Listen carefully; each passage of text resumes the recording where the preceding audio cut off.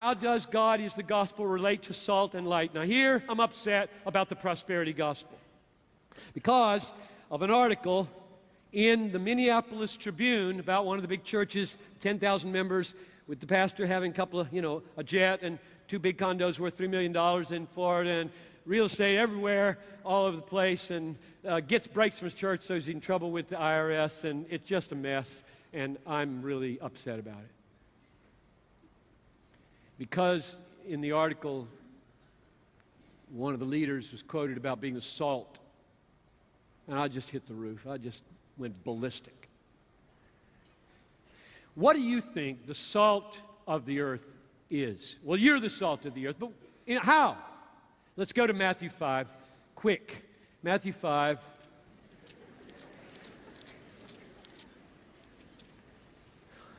Now, I'm going to experiment with you here. This is my exegetical conviction, and you test it.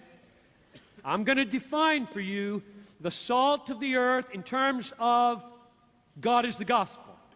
Because I see that in this text in Matthew 5:11 to 16. Blessed are you when others revile you and persecute you and utter all kinds of evil against you falsely on my account. Rejoice and be glad, for your reward is great in heaven. Now, I believe that the reward there is Christ, God, ultimately. I believe in degrees of rewards in heaven, but ultimately, every reward is leading to God, and He is the final reward.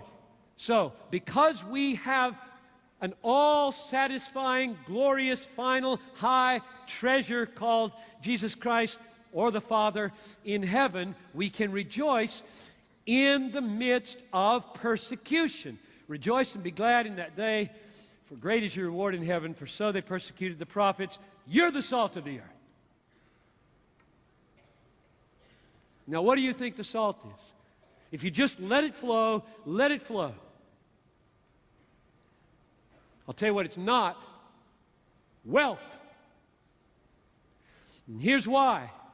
Prosperity gospel is no gospel because what it does is offer to people what they want as natural people. You don't have to be born again to want to be wealthy, and therefore you don't have to be converted to be saved by the prosperity gospel. When you appeal to people to come to Christ on the basis of what they already want, 1 Corinthians 2 makes no sense.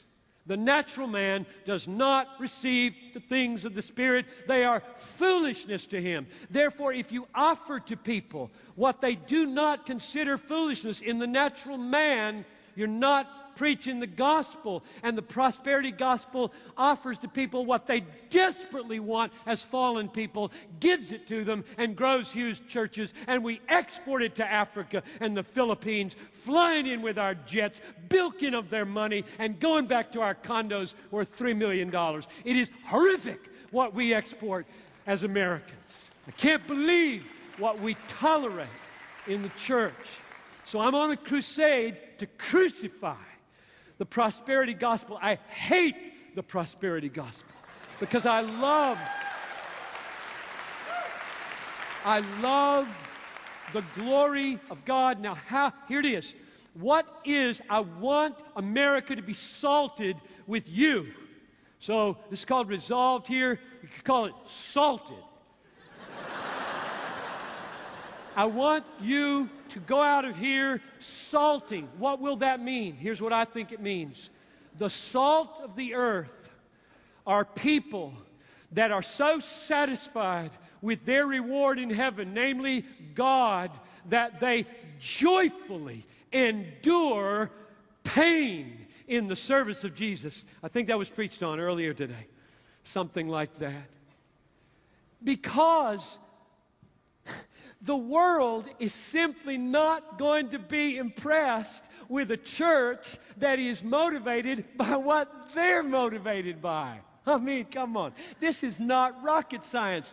A church that is motivated by money is just like the world. I don't care if Jesus is the means to get it or whether the stock market is the means to get it. It doesn't matter who's the means to get it. We're driven by the same thing. However, if churches would rise up where it can be said, blessed are you when men persecute you and revile you and say all kinds of evil against you falsely. Rejoice in that day and be glad, because God is the gospel. God is the gospel, not money, not health, not family. God is the gospel. You will be the salt of the earth. You will taste so different. You will taste so attractive. Something will lodge in people and they'll say, I hate that and I love that.